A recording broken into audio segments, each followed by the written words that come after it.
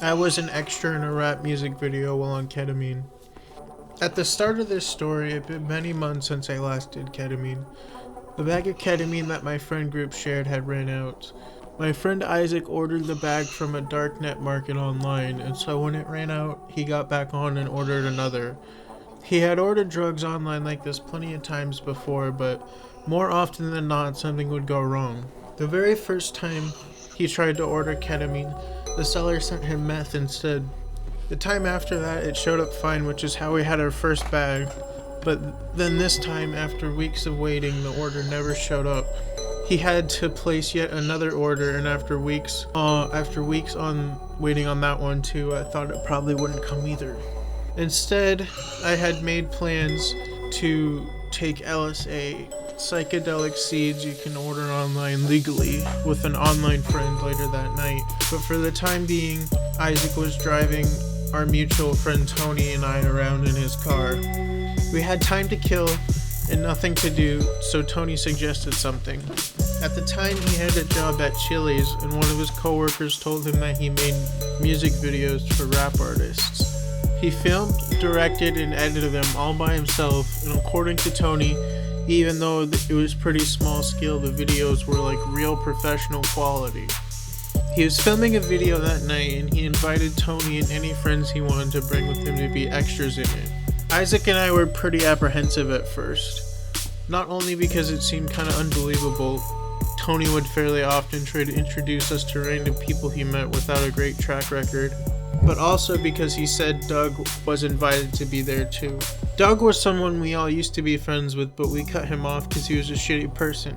Isaac and I stuck to that, but Tony recently reconnected with him and got the job at Chili's with him.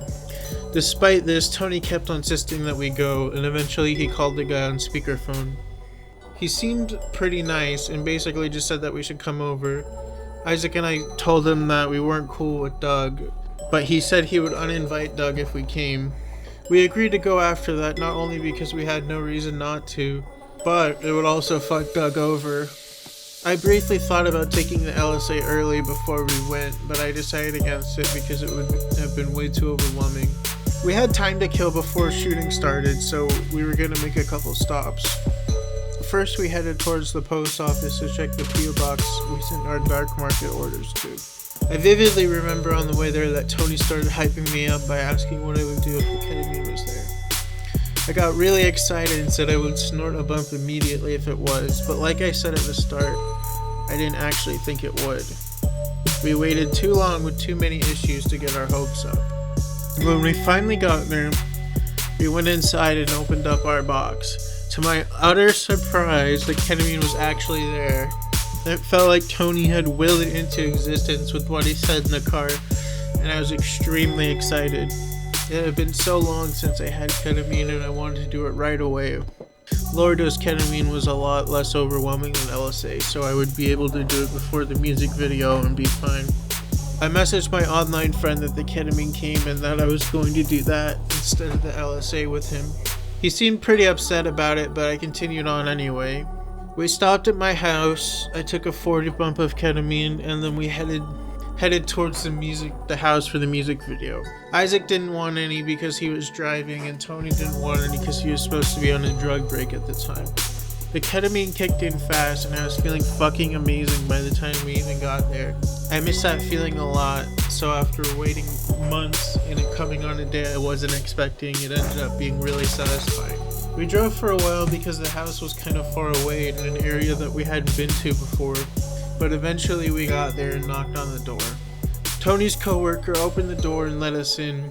As I walked in, I noticed from how things were decorated that the video was birthday party themed. They had balloons all over the floor, a cake sitting at the far end of the room, a table in the middle of the room with cups set up for beer pong, and a fake pile of presents wrapped, one of which was shaped like an assault rifle.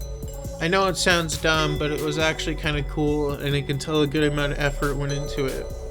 I also noticed that everyone there was giving us weird looks when we walked in. I think it was because we were three nerdy-looking autistic guys, and we looked pretty out of place, but there was a pretty awkward vibe to things. I hoped there'd be enough people that we'd be able to blend in more when we sat down, And while there was a good amount of people, everyone was sitting in a circle, which had most people facing the door and looking right at us. Despite this, the awkward vibe faded a bit, and we got introduced to everyone. There's of course Tony's co-worker, who was the one filming / directing the video. The rapper who made the song the video was for. He was pretty tall, but I think he was around our ages, and he seemed nice enough. An older woman who I think was the rapper's mom or aunt or something like that. An older guy who I later learned was a different rapper that worked with Tony's co-worker before. He seemed really drunk / high and slurred his words a lot while talking. 2 other guys around our age who were going to be extras in the video with us, and 1 guy who looked a lot younger than us. If you're wondering why I'm not giving any of them names, it's because I didn't learn anyone's name that night and it's more accurate that day. After that, Tony's co-worker handed the 3 of us each a red Solo cup with a bit of whiskey in it. Like I said earlier, Isaac had to drive and Tony was doing a drug break, but despite this, they both started drinking the whiskey. In fact, Tony chugged his entire cup right away, and his coworker had to pull him more and told him not to drink it so fast because he needed the cups to be filled so they could be props for the video. After that, Tony's coworker started directing everyone for the first scene of the video. He had the rapper sit down at a table in front of our chairs. He filmed the shot of someone walking up and placing the cake down on the table in front of the rapper, and then he told us to all stand up and dance and hit balloons in the air while holding our drinks. I remember this being really fun to do because of the body high from the ketamine. He also had the rapper in the foreground keep a blank expression while we danced. The entire time we danced. We did a few more quick shots like that. One where Tony came up to the rapper and poured him a drink, and one where Tony and I came up and blew party horns in his face. After that, we all got up and moved over to a different table that had cups set up for beer pong. Tony said he thought he'd lose if we played beer pong, and his coworker laughed and explained that it was just pretend for the video, which I thought was pretty obvious, but he had us split into 2-person teams. Me and one of the extras I didn't know on the right, and Tony and the other extra I didn't know on the left. Isaac was in the shot spectating the game, and the rapper wasn't in this shot at all. We were told that Tony would have to make a shot with the ball, and then his side would celebrate like they won, and my side would get angry like they lost.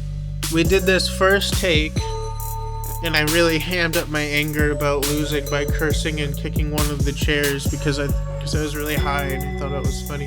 After that, we sat down back down in our chairs for the next shot.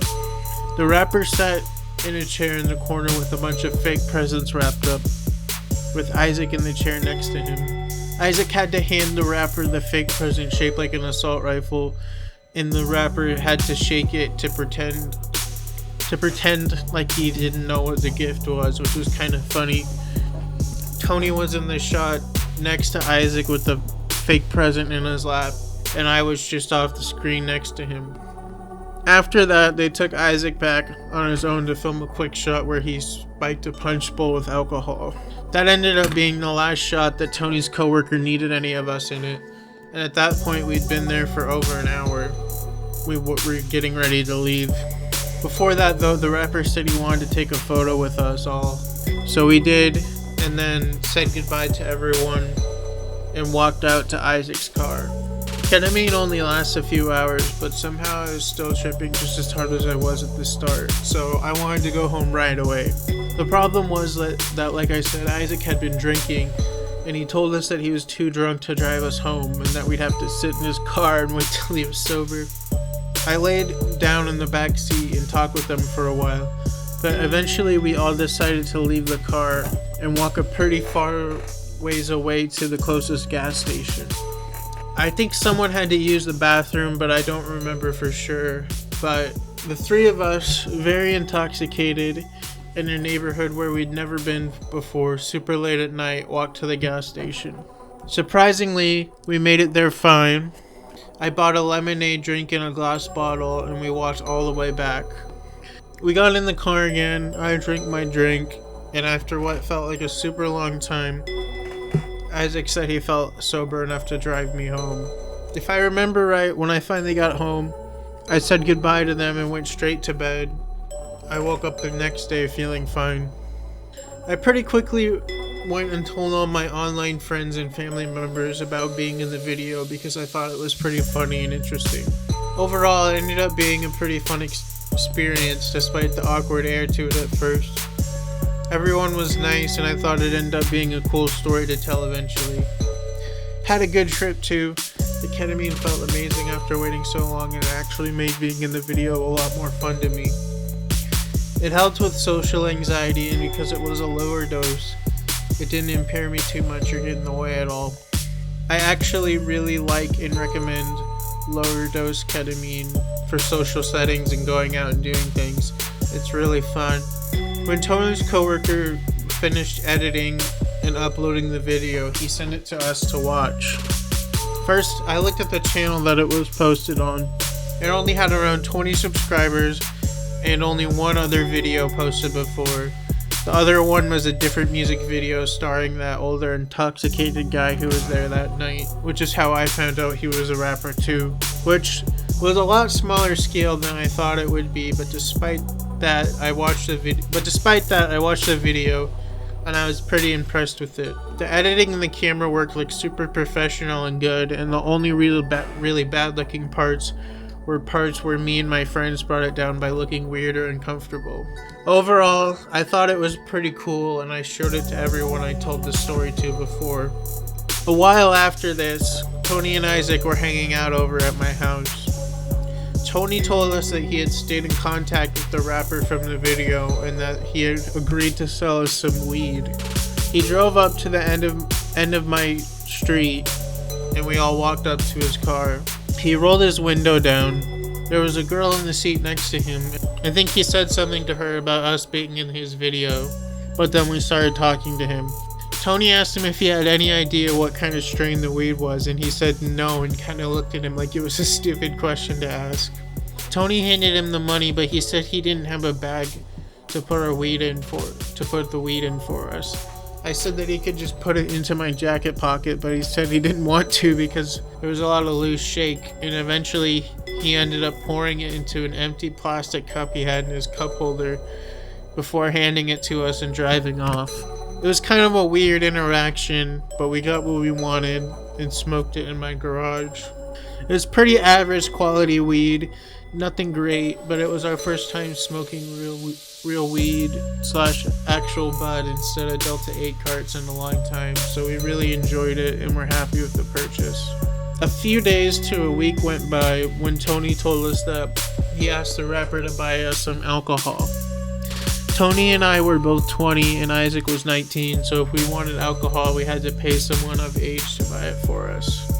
He said he would, but asked Tony to PayPal him the money for it in advance, which Tony fell for, and the rapper completely ghosted him, keeping the money without ever getting what he paid for. I was pretty pissed about this. I got the vibe that they were making fun of us while we were shooting the video, but I thought it was all in good fun and that everyone there was really nice. So for him to actually scam Tony like that proved otherwise and was really upsetting to me. I went to leave a comment about it on the music video, but for some reason the video we were in had the comments off, so I left it on the other music video on that channel. It said, I used to like insert rapper name here before he stained Tony, and then I put some nerdy ass shit after that said like, this reflects poorly on you supporting artists who do this. And then I posted it. A while later, Tony's coworker responded to my comment that's saying that it wasn't his responsibility to handle our drug transactions, which was a fair point actually. I didn't end up replying though, because right after that he called Tony on the phone told him to tell me to delete the comment. And eventually I ended up doing that because he was a really nice guy and it wasn't really his fault. He didn't have anything to do with it himself. Tony never did get his money back or anything though. We all just moved on. because it isn't actually that big of a deal, and I'm not mad anymore. It just ended up being kind of a shitty ending to a fun story. I get it though, 3 nerdy ass guys were in your music video and one of them is stupid enough to send a bunch of money to you in advance for something. You see an opportunity and you take it. Like, I get it. It is shitty, but I get it. It's been 3 years and I'm not even friends with Tony anymore, so I have no beef with the guy. Although I do think it's funny that this is the second trip report in a row where someone I met on ketamine who claimed to be a rapper scammed one of my friends out of money. I'm still mad at the other guy though, that was way more malicious. He actually made us think we were gonna be shot while we were intoxicated. And also that guy wasn't even a rapper, he was just lying. Still, it's weird, it happened twice, if I had a nickel, etc. 3 years later, the music video is still up on YouTube, but I'm not going to link it because it shows everyone, including my own face. You can try to find it on your own if you want, but good luck doing that. It's pretty obscure. The video, or the rapper, or Tony's co-worker never really ended up going anywhere. The channel only has 30 subs and the same 2 music videos from back then up, less than 2,000 views. The rapper has a couple other music videos on a different channel that still uploads, but the only things with him in it were from 3 years ago as well. He has no Spotify or SoundCloud under that name, and as far as I can tell, he's quit rapping and Tony's co-worker quit making music videos. But yeah, so that's the full story. Like I said, it was a pretty fun story with a kind of unfortunate ending. I still look back on it really fondly though, and I'm glad I finally got to tell it. Like I said, I don't talk to Tony or Isaac at all anymore, and it's been 3 years. My life has calmed down a lot, and I don't get into crazy misadventures like this anymore, and all I'm left with are stories like this to tell. I have one more trip report left to tell, the Candy Flip camping trip, before I'll be completely done with the Psilo project, and it feels really good to be so close to the end. Thank you guys for watching. Anyone who's watched this video or any of my other videos, see you guys next time for the finale.